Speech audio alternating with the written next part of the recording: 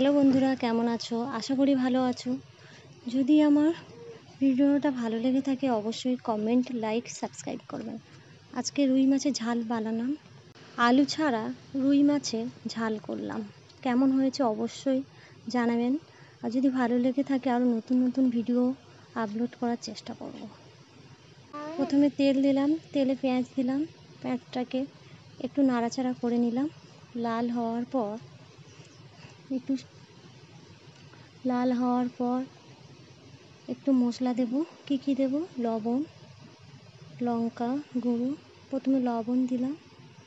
লবণটা দেওয়ার পর নাড়াচাড়া করলাম। একটু লাল হয়ে গেলে একটু জল দিয়ে দেবো, কারণ মশলাটা ধরে যাবে, ওই জন্য জল দিয়ে দেওয়ার পর একটু নাড়াচাড়া করে নেব। নাড়াচাড়া করার পর সামান্য পরিমাণে হলুদ গুঁড়ো দিয়ে দিলাম। দিয়ে দেওয়ার পর একটু লঙ্কার গুঁড়ো দিয়ে দিলাম।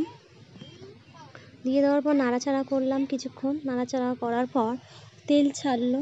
তেল ছাড়ার পর আমি একটু চেরা কাঁচা লঙ্কা দিয়ে দিলাম। দিয়ে একটু নাড়াচাড়া করে নিলাম।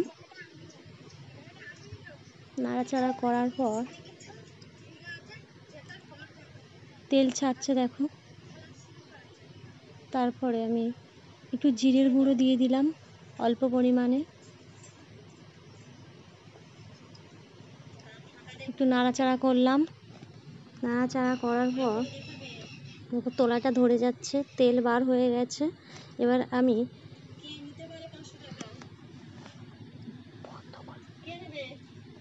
দেখুন কি সুন্দর লাগছে, কালারটা এসছে। এবার পরিমাণ মতো একটু জল দিয়ে দেবো নাড়াচাড়া করার পর। বেশ, জল দিয়ে দিলাম। জল দিয়ে দেওয়ার পর একটু নাড়াচাড়া করলাম। নাড়াচাড়া করার পর 5 মিনিট ফুটিয়ে নিলাম। ফোটানোর পর ভেজে রাখা মাছের টুকরোগুলো দিয়ে দিলাম।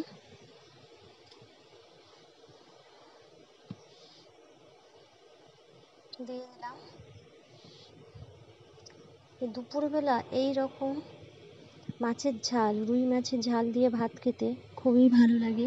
যদি ভালো লেগে থাকে অবশ্যই পাশে থাকবেন, দাদা বা ভাই বা বোন যে আমার ভিডিওটা দেখছেন অবশ্যই একটা লাইক, সাবস্ক্রাইব, কমেন্ট করবে। আর এই মাছের ঝাল দিয়ে এক থালা ভাত খাওয়া হয়ে যাবে। অত্যন্ত সুন্দর হয়েছে, খেতেও খুব সুস্বাদু হয়েছে। ব্যাস, রান্না কমপ্লিট। ব্যাস, ঢেলে নিলাম। দেখে বোঝা যাচ্ছে কতটা সুন্দর হয়েছে। ব্যাস, হয়ে গেছে কমপ্লিট। এবারে ভাতের সাথে খাওয়ার পালা। অবশ্যই ভালো লেগে থাকলে কমেন্ট, সাবস্ক্রাইব, পাশে থাকবেন।